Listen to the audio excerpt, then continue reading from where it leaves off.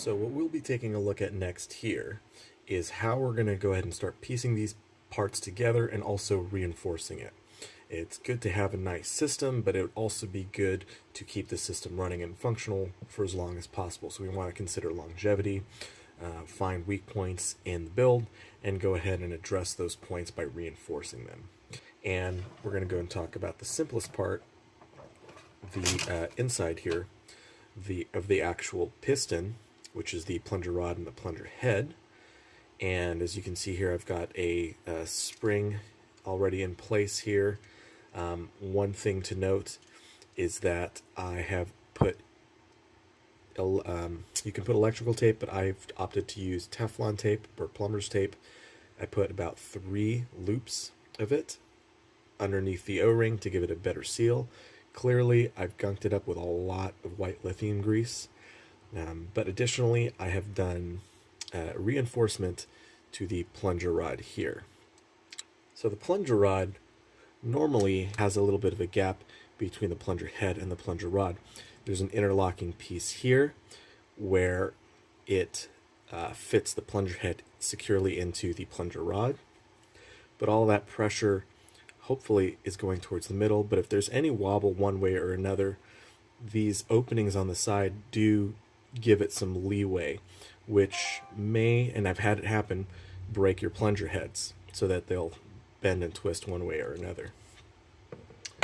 What I've gone ahead and done here is I've taken 1/2 inch CPVC into that spot there, which is exactly about the same outer diameter as the plunger rod itself.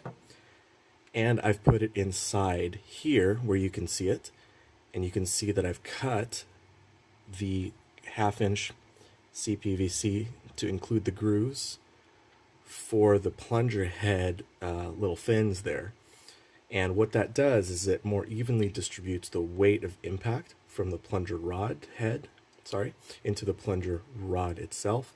It doesn't have that gap that a stock one does to be able to kind of wobble back and forth, where I've had breaks in the past on some long shots. It's not 100% necessary, but it is something that I did, and I wanted to go ahead and show you what I did to improve that weak point there, and also how to improve the seal. So there's that, and we're getting so much grease on me. The next thing is this right here. You'll see these metal reinforcement brackets here, and this is made out of sheet aluminum that I've gone ahead and cut, and I'll show you how I did that in a minute. But you can see here what that does is it takes the weak point, which is usually this L shape, since all the pressure is being pulled here. A typical break point is around these joints right here on a bolt sled. So by adding these metal bars, it allows it to strengthen that typical weak point there. Now this is a step you can do so that you don't necessarily have to upgrade your your bolt sled with either like an Orange Modworks or polycarbonate one, or any of the metal Roboman or Artifact or Worker bolt sleds that you can purchase that are probably going to last you a really long time because they're made out of a solid block of aluminum that will be much more reinforced than even this. But if you don't want to go buy one of those, you can get away with doing what I've just done here. I've seen this first done by Nerf Nerd way back, I don't know, maybe 4 years ago, when he was still doing that, 3 or 4 years ago, and he had these cut and put on his bolt sleds, and I went ahead and followed suit. So let me show you what I've used. So I specifically used K&S metal again. This is an aluminum sheet, 0.032 inch thickness. Don't get anything thicker than that. Converted, it's about 0.8 millimeters. Don't get anything thicker than this, because too thick and you're going to have some issues with feeding your magazines in there. I know, because the first time I've done this in the past, I used L brackets that you can pick up at the store, slapped them on there, and they were very good at reinforcing, but I had to spend so much time sanding them down so that a magazine could actually fit inside of my blaster again. So don't make that same mistake. Now what you'll have to do is you'll have to create some templates for each one of these because they're a little bit different. They're not the same shape for those sides. So what I've gone ahead and done is I've cut out some templates, and it'll be unique to each side. And what you're going to go ahead and do is you're going to take out your sheet,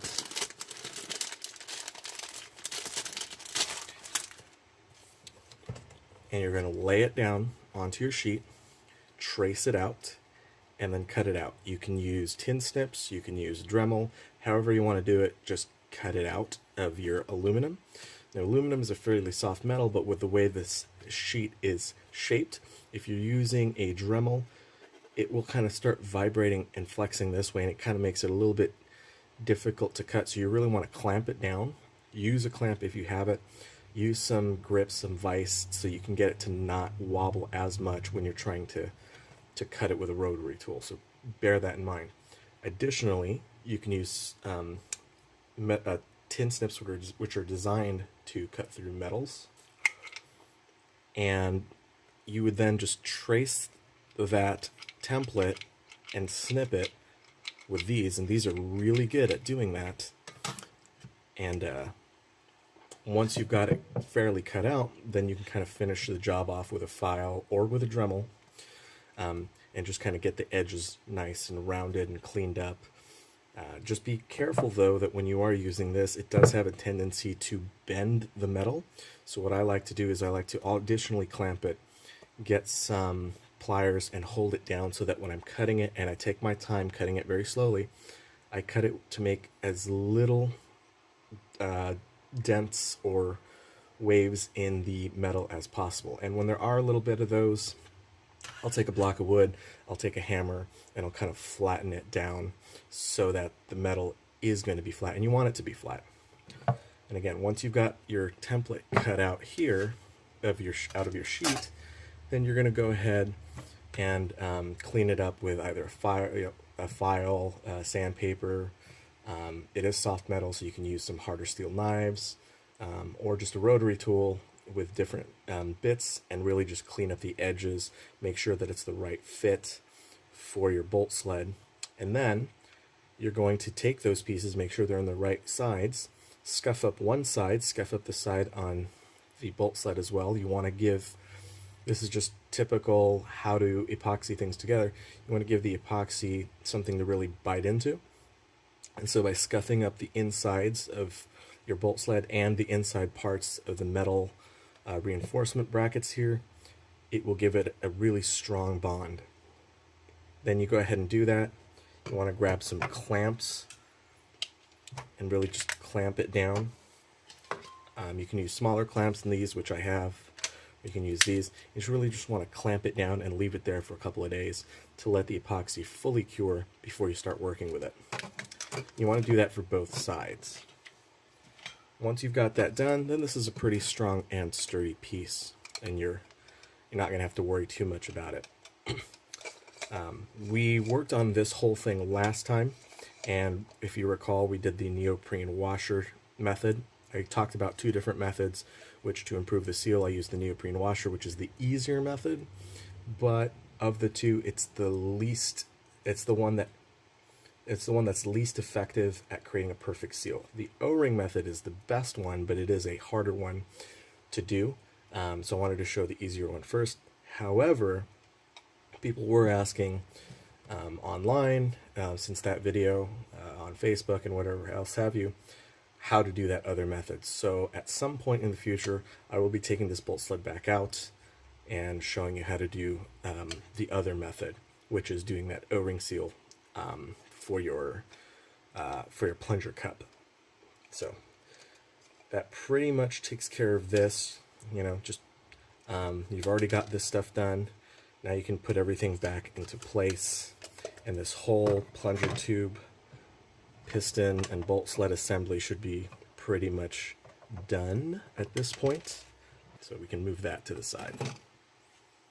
The next thing that we're going to talk about is the working of the barrel and the connection of all these pieces here. So what you're going to notice is there is a screw here on top of the chamber that connects it to the faux barrel. Normally you would glue these parts together, but I didn't want to glue them together because I wanted the option to change it out if I wanted to. And what I mean by that is I want to be able to change out this barrel. This is a almost full 12-inch barrel, but if I wanted to run a higher spring load on it, I might want something like 14 or 16 inches or longer, and I want to be able to have the option to change this out without necessarily having to look for another one of these parts. This is much easier to replace than this, because even if I don't have another faux barrel, just a few wraps of E-tape, or maybe even just some other tubing material, really fixes the job just fine, and it's not a big deal. This is a little bit harder to work with if you don't have another Longshot chamber piece. So what I went ahead and did here is I drilled a hole at the very top of the chamber, a very small hole, and then I slid this in here and made sure this was on the top portion. The dart catch area was on the top, as you can see there. And then I drilled a hole into the faux barrel up until I can feel it break through the plastic and into the E-tape. Once I gotten up to that point, then I took a small screw, probably from some other blaster, and just screwed that into place here. And as you can see, it really serves the purpose of holding the barrel in place, keeps it from rotating side to side, so it makes sure that that dart catch is still on top, but again allows me the flexibility to be able to interchange this barrel if I so choose to in the future. Now let's talk about the barrel itself. Now I've chosen this length of barrel because I'll be running it with about an 8 to 10 kg spring from Orange Modworks. I believe I've got the 8 kg spring in there right now. The 10 kg actually doesn't give that much of a difference. For whatever reason, the 8 kg always seemed to be slightly better, at least the one that I got at the time that I purchased it, than the 10 kg one from Orange Modworks. That's what I'm choosing to run with this. And 11 inches is probably good for this, so this might be just about the right length, if not maybe a little too long, but that's okay. It's got a lot of plunger volume. I think that spring should be able to push the air right through here. And what the next thing you want to do is you want to make sure that the inside of the barrel is clean. So what you can do with that is you'll take a rod and you'll take a cloth to clean it, and you want to run that cloth in and out of this barrel. You never just want to use a barrel out of the packaging and say that's good enough. You have to make sure that stuff is cleaned. So you run through that and make sure it cleans out anything that may have been in there. Sometimes little bits of the plastic packaging get stuck inside of here, and that's a real big pain to get out because it really likes to stick to the inside there. So you will have to take your time to clean that out. One way that I found that's really effective to cleaning that out is taking a size of brass that is the next size smaller and sleeve it inside and push out that material. That being said, this is 17/32. The next size down is a 1/2 inch brass, and that's what you'd have to use to clean that out. So you kind of want to make sure to clear out any of that debris, because any of those things, especially that plastic bit, will slow down and hamper the performance of your blaster, as the darts will have to overcome that in order to function. The next thing that you want to go ahead and do is you want to take some brass polish. In my case, I use Brasso. This is a good metal polish, not just for brass. And you want to put a dab of it on some cloth and run it through back and forth into this barrel until it looks nice and clean on the inside, which I know we can't really see right now, but it'll make sure it's nice and clean. So this is, again, what I use, Brasso. You can pick it up pretty much everywhere. It's pretty easy to get. I think I picked this up from probably Target or Walmart or something like that. So it's not too hard to get that. Now the next steps of preparing your brass barrel is a process that was developed by another modder, Chris Cartaya, who stumbled upon this process of really coating the inside of your brass with Teflon. And the Teflon acts as a almost as a friction reducing surface inside of your barrel. Now the barrel is 17/32, and your darts are going to be a tight fit inside of it already just because of the size. But in addition to that, the brass itself has some properties on it, even if you've cleaned it out, even if you've polished it, that really kind of give grip to the darts. So you want to have the tight friction fit, but you don't want to necessarily have that gripping feeling of the brass to the foam. So what he developed is a process of coating the inside of the barrel with Teflon so that your dart's really just gliding over that Teflon as it shoots through there. It gives it much more consistent performance and a higher speed as well.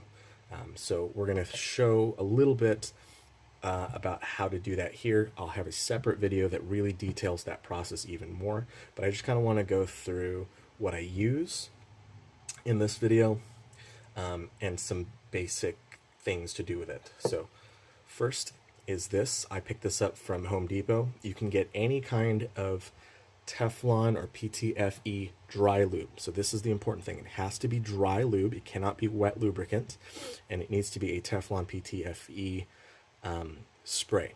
Use another brand as long as it's dry lube. We're not talking about any O-rings or anything like that in here, so that's fine. These things are really good for metal anyway, so we're not talking about things that are going to corrode your brass or aluminum or whatever metal you decide to use over time.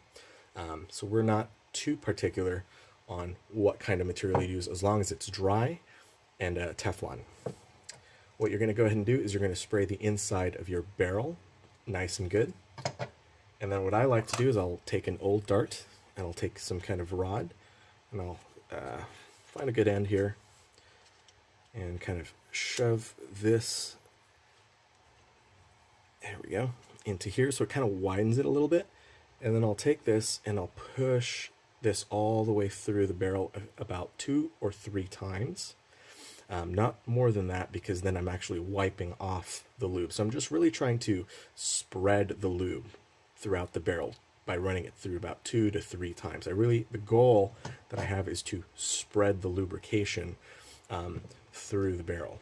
And after I've done that 2 to 3 times, then, per Chris Cartaya's suggestion, you want to let this brass sit for a day or two. He says probably 2 to 3 days. I'd say you're probably going to be good in a day or two, depending on your environment and if you can heat it up maybe with a heat lamp or a blow dryer or something like that. Again, I'll go over this process later in more depth in a separate video.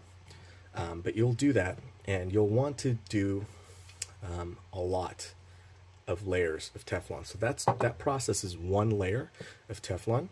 You want to do it a lot, and you're going to probably take 2 to 3 weeks to do this whole process. So you'll know when it's right when it looks really clean inside. A good rule of thumb is maybe around 10 times, so 10 layers. When it looks really nice, clean inside, it's really smooth inside, and you're getting very consistent feel when you're pushing your dart rod through, and how it feels there. After you've done that about 10 times, 10 layers, you're going to want to finish off the internal polishing with some kind of additional spray, like a Pledge, or in my case I use Endust.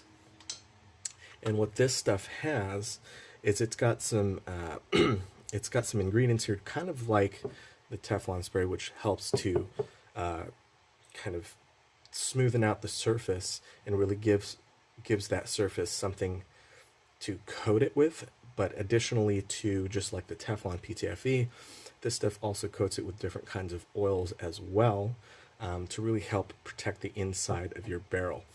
What you're going to notice, and it's the same process, you spray it down the barrel and you push this through a couple of times. What you're going to notice is as you're starting to add more layers of your Teflon, and especially when you're starting to add layers of this dust spray, it's really going to make that process feel almost frictionless, and it's going to be so nice and smooth as you're pushing your cleaning dart through here. And after you've done that, maybe about 5 layers of this stuff, this barrel is going to be really good to go. And remember, at least give it a day in between each layer. But yeah, this barrel will be good to go and really be optimal for use internally. All you're going to really need to do to keep up with it is to make sure that there's no debris in there. So every now and then swab it through just to clean out any debris you may have. And then before your game, so the night before your game, just spray some of this and run your dart through here a few times just to clean it out, and coat it again just once more. And that's all you're going to really have to do to continue the maintenance of your barrels. That being said, again, I'm going to cover that a little bit in more detail in a future video, but thought I'd mention it here as it is relevant to what we're doing with this particular blaster.